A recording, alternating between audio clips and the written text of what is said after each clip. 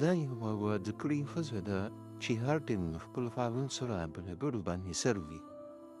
اکثر ورته وایي که ما له طلاق راکړل تا سره وختونه تېرو نو ته ما سره ظلم کوې زیاتۍ کوې زه ستا د کور نوکره یم. هر ټیم چې ډېورونه ورکوي ورته وایي چې ما له طلاق راکړه ما له طلاق راکړه زه تا سره خوشحاله نه یم.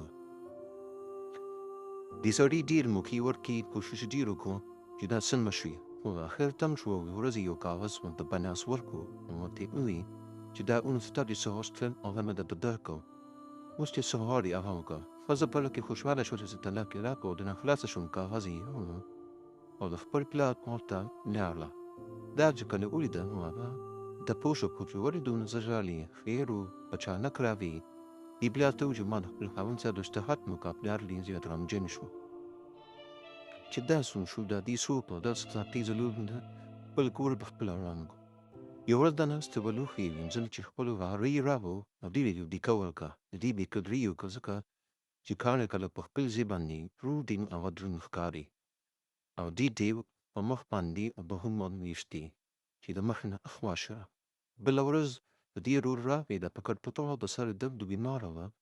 او ورور ورته وایي چې راشه کار وکړه. زه ولې دومره په سر باندې درد دی هغه ورته وایي چې تیاره خوري د سر درد من نشته شی به راپاسه کار وکړم. هغې ولې وایي چې زما ورندار د کار وکړي نو هغه ورته وایي چې ورندار د بیماره د هغې په سر درد دی یعنې دې ته احساس ورغوستلو چې یې تاسو کړي تا ډېر غلط کار کړی دی او ښه دې نه دي کړي دی پرې تنګ دا واپس خپل کور ته لاړه شي. دې ته به خیال کې راغله چې کله به زما په سر درد وي به تبې نیولې بیماره به م نو دې خاوند به ډېر زیات خیال ساتلو. یوه ورځ راغله روپۍ یې وغوښته چې دې ورته وایي زما په سر درد دی هغه وایي چې زه روپۍ د بهر نه راغواړم هېڅ خبره نشته. دې ته هغه خیالات ذهن ته راتلل ډېره خفه وه هغې پاڅېده او خپل خاوند ته یې رنګ میلاولو کوشش وکړو چې کله یې رنګ میلاو کړو نو هغه ته په نېړا شوه. هغې وویل داسې نو تا د خپلې ورانتۍ احساس شوی دی او اوس ډېر لیټ شو ما ته ډېر لیټ احساس وشو ځکه چې اوس خو زما ستا ترمنځ هغه ختم دی او ما تا له طلاق راویستلی تا ما طلاق راکړی دی. خاوند ورته یوه خبره وکړه چې دا ډېره ښه خبره چې تا ته احساس وشو خو زه ته داسې کار وکړم تا ته ما یو کاغذ درکړی دی ته هغه کاغذ لږ راوله وګوره چې په هغه کاغذ کې څه لیکلي دي. دا په منډه کاغذ ګوري چې کې څه لیکلي کاغذ کې لیکلي وي تاسو په خپله هم وګورئ سکرین تاسو مخامخ شي